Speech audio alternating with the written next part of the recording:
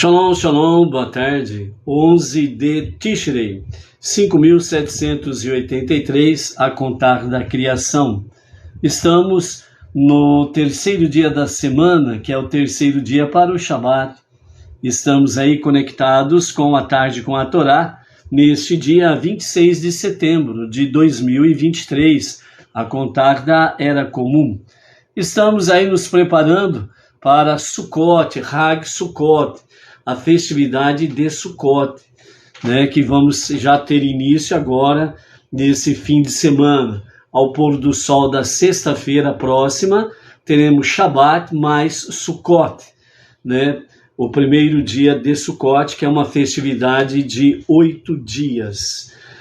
Portanto, temos diante de nós aí, né, nesse período de 1º de Elul até Yom Kippur, um período muito tenso, por assim dizer, no bom sentido, para que tenhamos aí, né, os momentos de introspecção, análise, voltar-nos para dentro de nós mesmos, buscarmos, né, o nosso eu essencial, né, a nossa alma mais divina do que mais a animal, né, a alma animal, para fortalecer a nossa jornada monoteísta com fundamento judaico e orientação rabínica.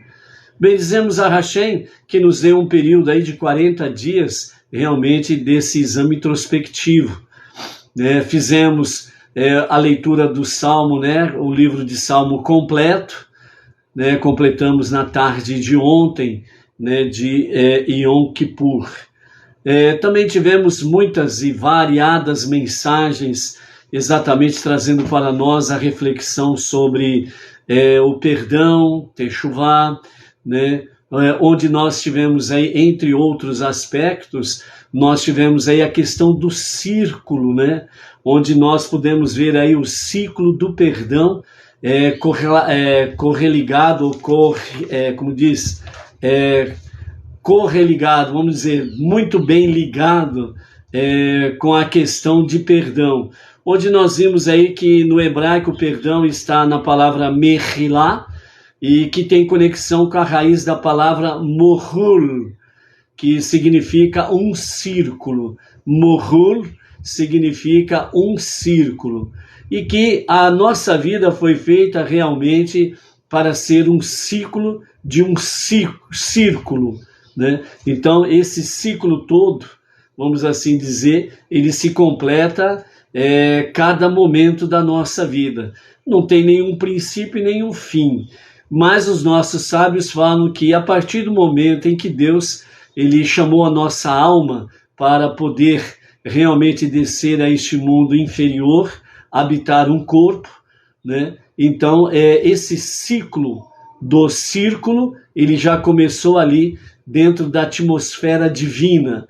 E como o nosso Deus ele é infinito, o seu amor é infinito e etc e tal, então esse princípio na realidade não é um princípio, ele está dentro desse círculo, e esse círculo realmente é para que haja uma unidade, ligada, né, à infinidade do nosso Deus. Então por isso o ciclo do perdão nos mostra a realidade que esse círculo ele só pode ser quebrado quando nós pecamos contra o nosso próximo.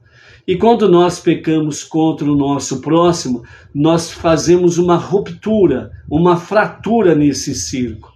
Então esse círculo ele não pode permanecer com essa fratura, ele não pode permanecer com essa ruptura. Por isso, o nosso Deus, na sua infinitude, ele realmente concede-nos o poder do perdão. Porque somente o poder do perdão que faz com que esta fratura seja corrigida, né? Onde não há uma ligação simples no sentido de fratura como nós conhecemos na nossa visão humana simples, onde toda fratura, ela quando tem a sua calcificação, existe ali uma marca, uma cicatriz nesta fratura. E nesse ciclo do perdão, que é conectado com esse círculo divino que Deus concede às nossas vidas, quando o perdão vem, ele precisa vir por completo, por inteiro, né? Com verdadeira kavaná, que é o verdadeiro sentido, o verdadeiro sentimento, a verdadeira declaração que vem dos nossos corações de perdão. E aí então, essa fratura, essa ruptura, ela é restabelecida a sua originalidade. Então esse círculo, ele não fica com rupturas no sentido de marcas da calcificação. Por quê? Porque o perdão é o que aperfeiçoa tudo. E nesse sentido, quando nós assim agimos, por isso nós tivemos o primeiro dia de Elul, e viemos a Rosh Hashanah, e depois viemos a Yom Kippur. Então, durante todo o mês de Elul, Deus nos concede a introspecção para Teshuvah, um retorno a Deus para um verdadeiro e genuíno arrependimento. Quando chegamos em Rosh Hashanah e nos deparamos com o juízo divino, nós também somos levados a Teshuvah. Mas ainda assim, Deus não fica contente no sentido de que esgotou a oportunidade para os meus filhos. Então Deus ele estende 2 dias de Rosh Hashanah para esse julgamento, para essa Teshuvah. E quando chega o final dos 2 primeiros dias de Rosh Hashanah, o Ano Novo Judaico, Deus ainda diz, não está bom ainda, os meus filhos precisam de mais oportunidade. Então ele concede mais alguns dias até o dia 10 de Tishrei, que é Yom Kippur, onde realmente vem se concretizar toda a vontade divina para a nossa Teshuvah. E no final de Yom Kippur, então nós temos o serviço de Neilá, que significa encerramento de Yom Kippur. É nesse momento que, em Neilá, o serviço de encerramento significa que são fechados, encerrados, né? Ou selados os portões das misericórdias de Deus. Então, nesta realidade, nós completamos 40 dias, exatamente os mesmos dias que Moshe levou a sua subida ao Monte Sinai pela 3ª vez, logo após quando o povo judeu pecou com o bezerro de ouro, fazendo uma idolatria. Então Moshe ficou no monte, na presença divina, durante 40 dias, né, suplicando a Deus o perdão para o povo. E então, ao conceder o perdão, Moshe ele desce realmente do monte, dizendo ao povo, Deus vos perdoou. Então, por isso que nós temos esses 40 dias, né? Então, com o serviço de Neilá, ontem à noite, de tardezinha para a noite, então os portões das misericórdias de Hashem foram fechados, para que sejamos selados para um ano bom e doce. Então, por isso, amados, né, Deus, na sua infinita graça e misericórdia, Ele nos concedeu esses dias preciosos, maravilhosos, para que nós pudéssemos cada vez mais estarmos conectados com Ele e conectados realmente com a sua vontade divina. Moshe, este mestre por excelência, Moshe Rabbeinu, nosso mestre Moshe, ele explicou da seguinte forma ao povo judeu, que serve para nós também, com referência à Torá. Ele disse, para entender a Torá, vocês devem aplicar a mente, os olhos e os ouvidos. Nada na Torá é vazio ou insignificante. Se vocês deixarem de entender o significado, é porque não se esforçaram o suficiente para compreender. Além disso, o estudo de Torá jamais deixa de produzir recompensa, pois garante a vocês vida longa na terra, aonde Deus os está levando, e vocês não serão exilados. Então esse ensinamento, segundo os nossos mestres, que traz pelo Talmud, o ensinamento de Moshe ao povo judeu, nos fala exatamente que para entender a Torá, nós precisamos aplicar a mente, os olhos e os ouvidos. e estarmos conectados com a Torá. Nesse sentido, nós precisamos compreender que na Torá nada é vazio, nada é insignificante. O que está escrito, está selado. E isso significa que tem sentido, tem propósito, tem muita significância. Então, se nós não entendemos alguma coisa, é porque está nos faltando esforço para que nós possamos compreender. Esse esforço está dentro daquilo que se fala labuta, trabalho, tempo, dedicação, que é exatamente para estudar a Torá. E mais do que nunca, nós temos tido acesso, graças a Hashem e aos nossos mestres, ao Rabad, ao nosso Reav Yaakov Gerenstad, a liderança Beninoa Brasil, que tem nos concedido realmente as devidas orientações para que, além da Torá, nós possamos ter aí os livros de estudos para assessorar realmente a nossa dedicação aos estudos da Torá, para compreendermos melhor. Então, quando Moshe diz, se vocês não entenderam o significado, é porque não se esforçaram o suficiente, é porque de fato nós temos aí, né, ótimos livros de estudos para adquirirmos. Temos aí ótimas instruções através das lives do nosso Rav Yaakov Gerenstad sobre os estudos de Torá. Tem o seu canal no Instagram, no YouTube, onde você pode ali acessar Rav Yaakov Gerenstad. Centenas de estudos ali estão. Então está acessível esse estudo para nós, para compreendermos. Então é se esforçar.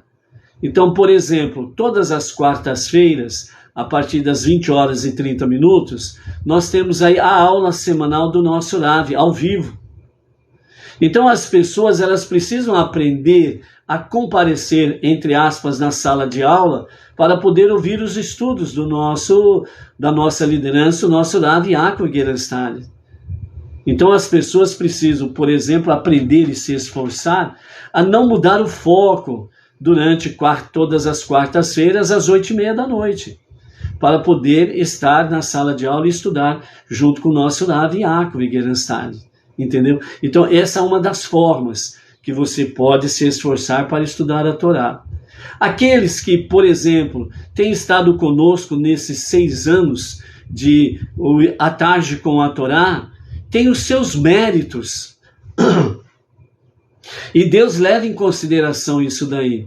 Porque vejam bem, amados, 6 anos, diariamente, o estudo da Torá está possibilitando em cada shiur a possibilidade de você poder estudar a Torá junto conosco, poder compreender melhor a Torá, porque o que nós trazemos aqui não é nada da nossa cabeça, não é nenhuma invenção nossa. Aliás, é proibido um Beneinô inventar alguma coisa dentro do aspecto religioso, porque isso daí é passível de morte pelas mãos dos céus, entendeu? Mas inventar alguma coisa religiosamente falando é idolatria, não é compatível com aquilo que está na Torá. Então o que nós trazemos aqui são as sabedorias dos nossos mestres, os mestres do povo judeu. Rambam, Maimônides, Tosfot, Kliakar, entre outros, né? E principalmente Rashi, pois o nosso mestre, o nosso professor, o nosso Rebbe Menachem Mendel, que também, através dos estudos, dos livros, né, de estudos da Torá, tem ali as suas participações de modo muito presente, atual, muito viva, muito explicativa, e realmente trazendo de uma forma bem viva os ensinamentos da Torá com os nossos demais mestres.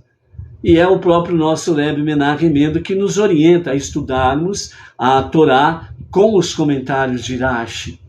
Então, o que nós trazemos aqui nesses 6 anos é exatamente trazer estas questões. Então, quando nós estamos dentro do shiur, e vejam bem, pessoas aí, Baruch Hashem, para a glória do nosso Deus e para mérito das pessoas, graças a Deus, temos uma boa parte de pessoas que tem, como diz, tem participado à tarde com a Torá, dos estudos da Torá, diariamente nesses 6 anos. Pessoas que começaram conosco lá, em 6 anos atrás, e estão aí até hoje, ativamente. E estão sendo acrescentados pessoas e mais pessoas. Por quê? Porque você tem compartilhado, você tem gostado, e por isso você tem compartilhado. E isso daí está fazendo com que outras pessoas possam ter acesso através dos nossos shiurim, né, os estudos, exatamente a questão da Torá. Então isso está dentro desse aspecto em que Moshe está dizendo que nós estamos aplicando a nossa mente, os nossos olhos e os nossos ouvidos nos estudos da Torá. E quando não compreendemos alguma coisa, nós nos esforçamos mais ainda para poder compreender. E isso há méritos. E outro detalhe que os nossos mestres trazem, que Moshe ensinou, é que o estudo da Torá, ele jamais deixa de produzir recompensa. Ou seja, as pessoas que participam dos estudos da Torá, é algo natural da parte divina, é algo natural da parte do nosso Deus, o Todo-Poderoso, recompensar aqueles que se esforçam para participar dos estudos de Torá. Então vejam bem, amados, que o estudo de Torá, ele é algo sublime e está acima de qualquer outra questão. Então, nesse sentido, que nós estamos nos preparando para encerrar esse ciclo dos estudos de Torá, no final dos 8 dias de Sukkot, nós teremos o Shemini Atzeret e teremos o Simchat Torá, a alegria da Torá, onde nós vamos iniciar um novo ciclo dos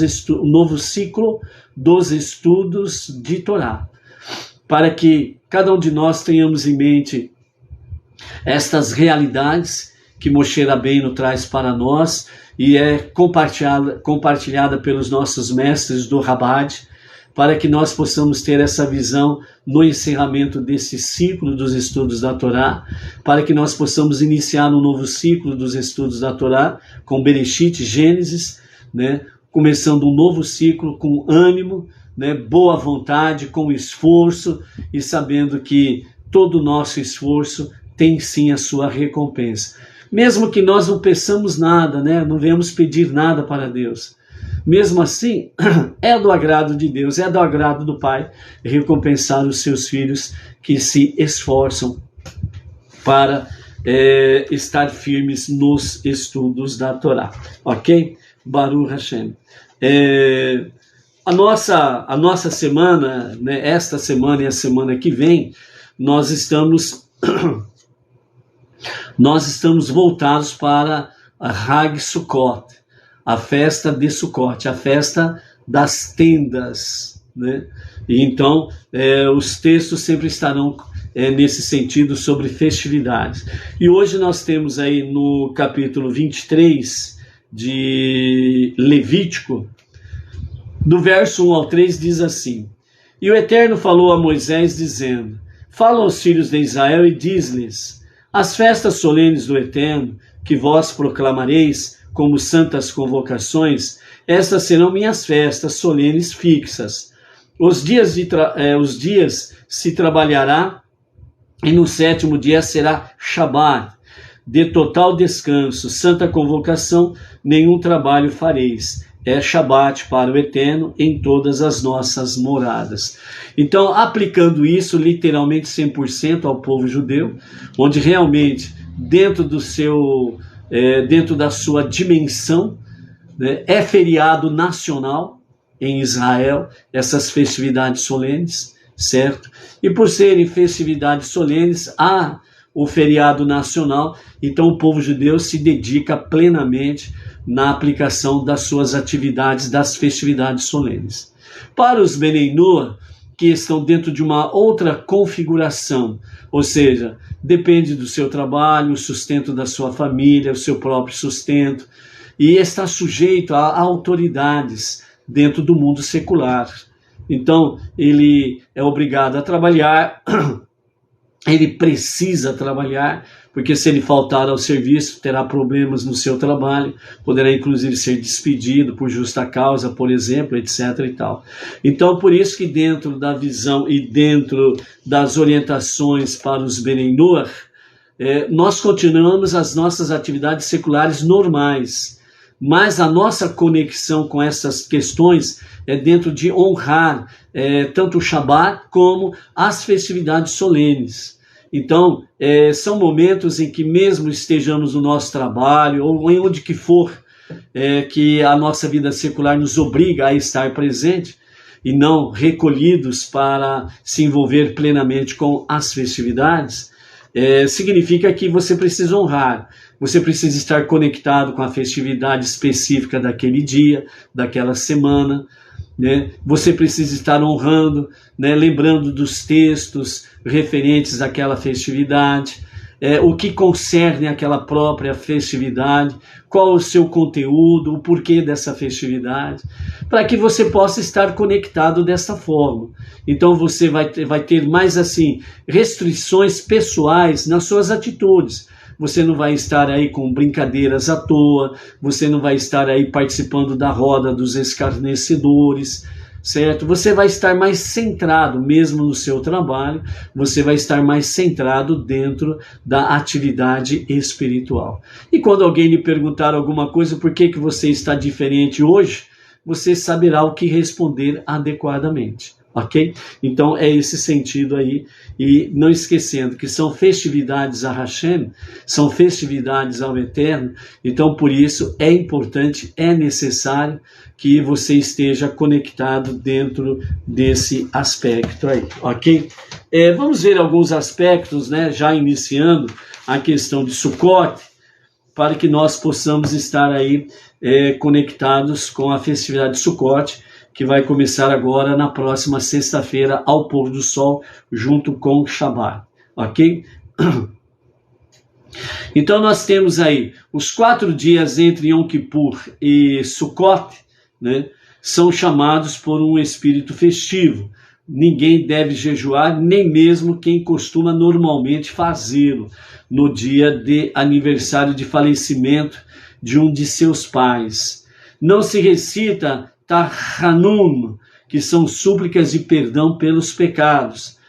Se um desses 4 dias coincidir com o Shabat, se omite a prece, né, de Ave Harachamim, pois ela rememora os falecidos, né, no serviço de Shaharit, que está dentro aí do Sidur,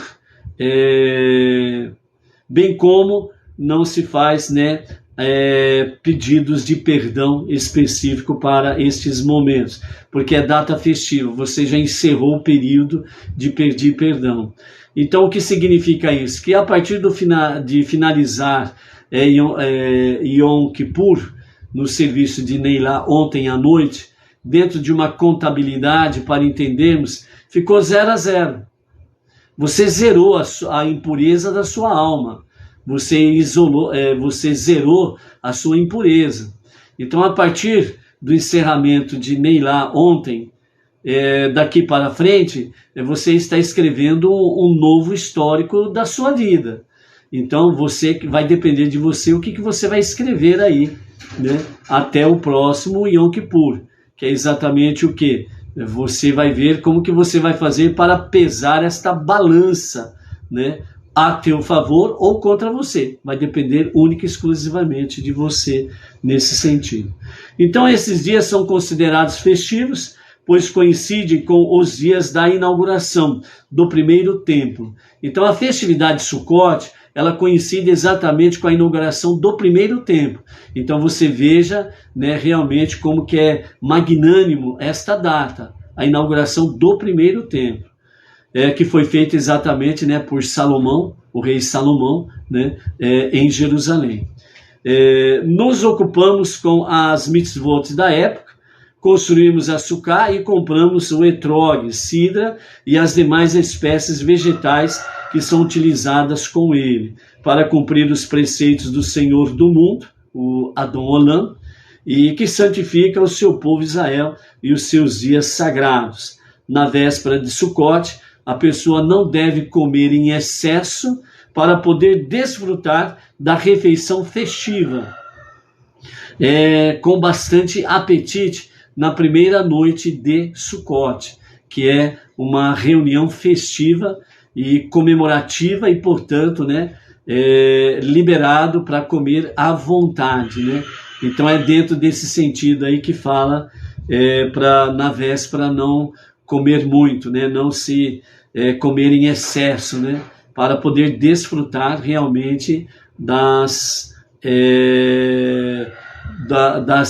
refeições de Sukkot, ok? Uma outra coisa que nós podemos aqui também estar é construir uma sukkah, que é uma tenda. Essa construção de uma tenda, ela é fora de qualquer lugar coberto, ok? Então não pode ser a sukkah, a tenda não pode ser em lugar coberto. Ela precisa ser em lugar aberto. O céu é o teto, né? E ela vai ser coberta, né, com folhagem, folhas de palmeiras, etc. e tal, onde vai ter assim frestas, né, para que as pessoas possam contemplar os céus, ok? Então é isso daí. Outra coisa é a questão do etrog, a fruta cítrica. O etrog, ela é um fruto especial e específico, né, realmente da terra de Israel. Então não vale você pegar um limão que você compra no mercado para fazer o etrog, né? Não, o etrog é o etrog mesmo, não é o limão siciliano, não é o limão Tahiti, não é o limão A, B ou C. Etrog é etrog, limão é limão, entendeu? Então, mesmo que alguém diga aí, o etrog, o limão simboliza o etrog, negativo, não tem pirataria, né? Nada de pirataria nas festividades de Hashem, ok? Para o povo judeu, 100%, a obrigatoriedade de terem o etrog e o lulav, que são as folhagens, que vamos comentar mais pela frente, sobre as folhagens e o etrog, que faz parte realmente desses acessórios para Sukkot. Então, também não se faz pirataria, ou se faz a coisa certa, ou não se faz a coisa certa, ok? E um detalhe importante, né, amados? Como o Benei Noach, ele normalmente tem uma grande dificuldade para encontrar o etrog e o lulav, né? Tem sites, né, que estão sendo oferecidos aí durante o ano para que se compre, né? E realmente é tudo no valor de dólar, né? Então não é fácil não, né? Principalmente nesse ano aí que estamos, né? Esses últimos anos, né? Que a economia do país não está muito legal, né? Então as pessoas ficam complicadas aí para poder adquirir o etrog. Porém, o Benei Noach, como tem essa obrigatoriedade de adquirir o etrog e o lulav, porém, ele ao construir a sukkah, ele já está cumprindo uma mitzvah, que é cumprir a sukkah. Então, automaticamente, a sukkah, ao fazer a sukkah, você já está, né, sobrepondo a questão do etrog e do lulav. Você está cumprindo uma mitzvah, então representa todas as outras. Junto com isso, uma refeição, uma reunião de oração que é feita debaixo da sukkah, também ela complementa a falta da questão do etrog e do lulav. Então, não é para se escabelar, não é para ficar, não tenho etrog, não tenho lulav, e ficar desesperado, e agora vou queimar no fogo do mármore e companhia limitada. Esquece isso daí, pelo amor de Deus, né? Então, não é por aí, não. Então, são coisas simples e possíveis de serem feitas. É só fazer, ok? Então, nós vamos entrando em detalhes aí no dia a dia. Então, a época séria de julgamento e introspecção, bem como também a época de perdão, nós passamos aí dentro desse período de 1º de Elul, melhor dizendo, 1º de Elul até Yom Kippur, ok? Então, agora, nós temos aí a festividade de alegria e cânticos de louvor, que é Sukkot, e baseado exatamente aquilo que diz o Salmo 97, verso 11. Luz eterna foi semeada para os justos e alegria para os de coração puro.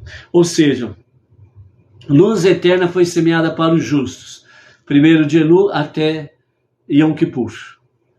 E alegria para os de coração puro.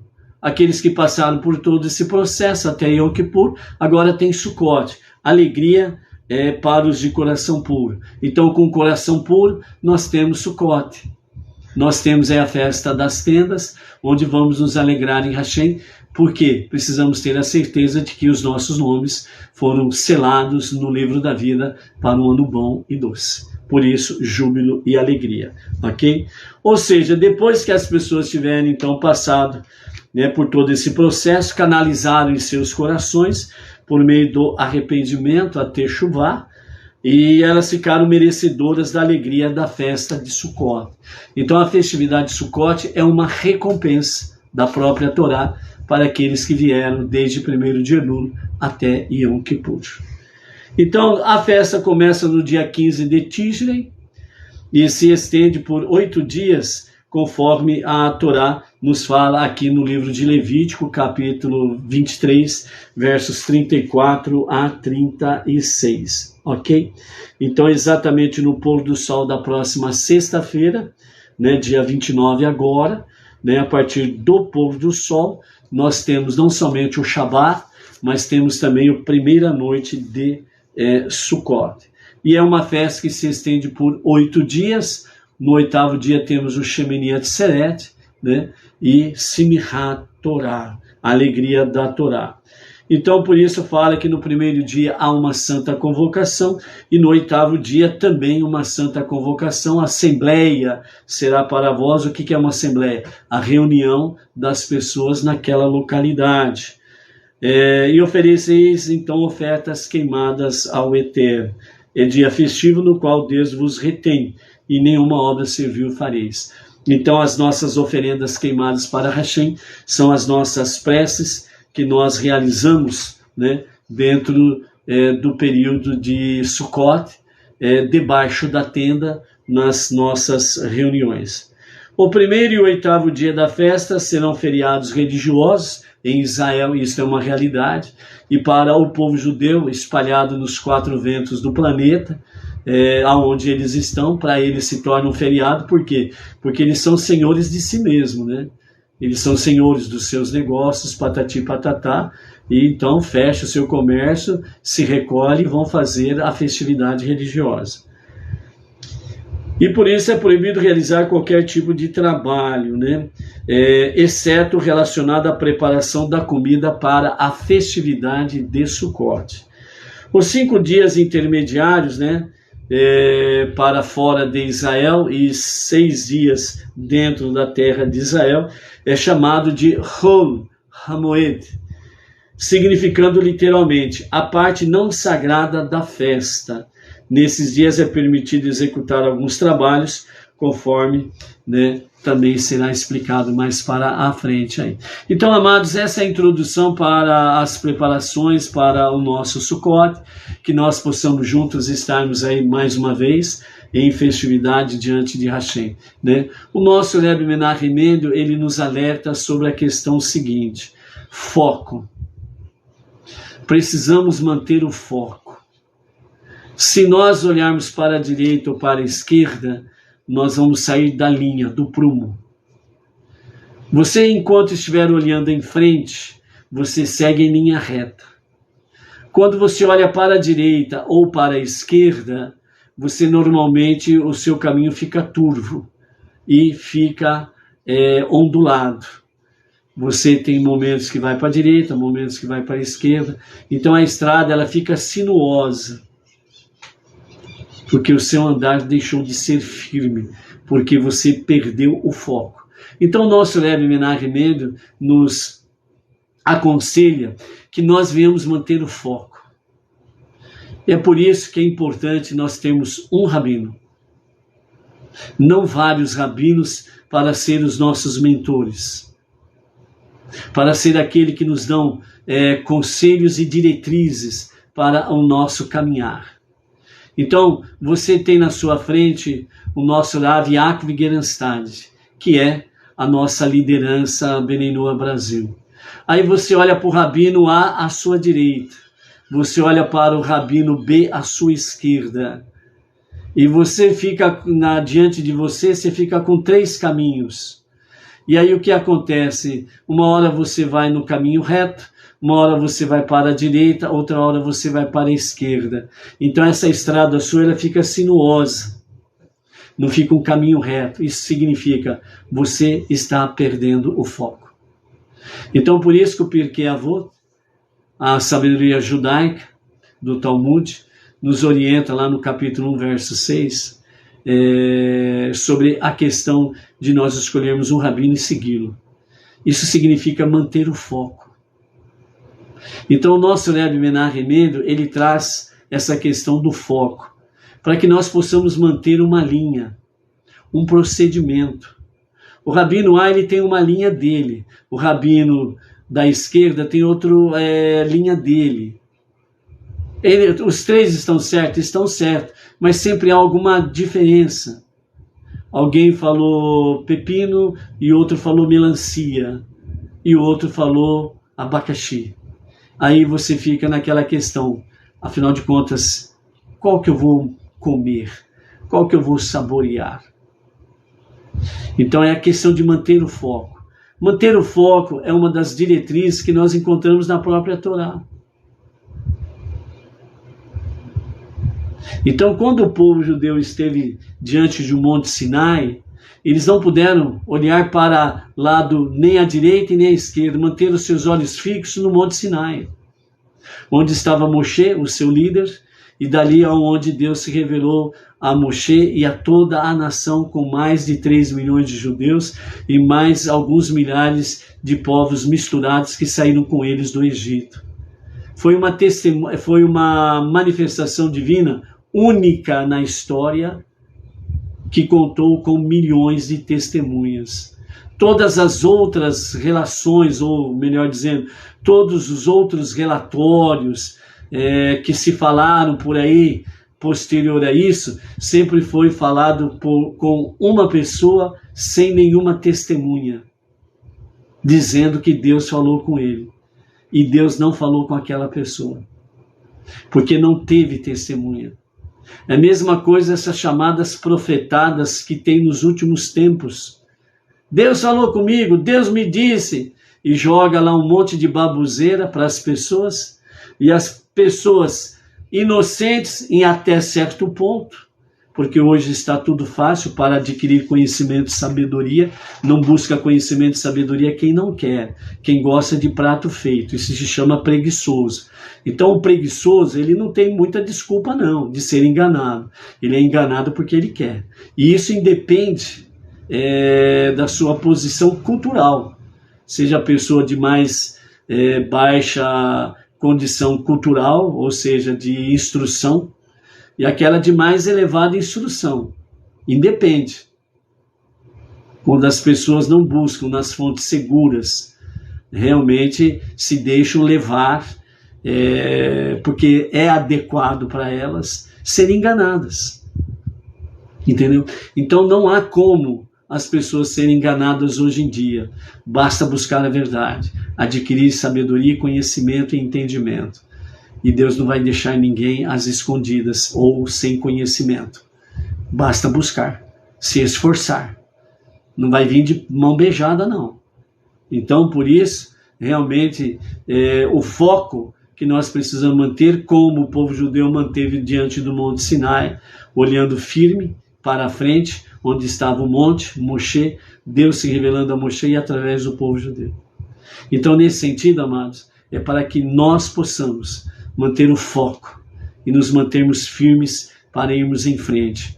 Porque dos lados nós temos muita gente que estão andando como, cambaleando, melhor dizendo, como bêbados, espiritualmente falando. Porque não sabe para onde vão, não sabe de onde vieram, não sabe o que fazer das suas vidas. Tem muita gente que diz por aí, eu só estou esperando a morte chegar, porque não tem mais sentido nenhum para a minha vida. Tem muita gente por aí, porque estão assim, cambaleando como se fossem bêbados. por falta de conhecimento, sabedoria e entendimento. E nós precisamos ser essa luz para as pessoas. Por isso, vamos manter o foco. E vivermos as festividades de Hashem é uma das formas de nós podermos testemunhar que há um só Deus, único, indivisível e incorpóreo. Aquele que não nasceu nem morreu, e muito menos ressuscitou. Aquele que não é 2, nem 3, não é nem metade humano, nem metade animal, ou aquele que não é totalmente animal ou totalmente humano, que declaro e apresento como Deus. Não, ele não é nada disso. Ele está acima de tudo e de todos. Só Ele é Deus. Só Ele é o Criador. Só Ele é o Redentor e Salvador. Fora dele, nada há. Por isso, vamos manter o foco. Amanhã, pela graça de Hashem, estaremos de volta aí com a tarde, com a Torá. Vamos em frente, nos preparando para Sukkot. Shalom, shalom. Até mais.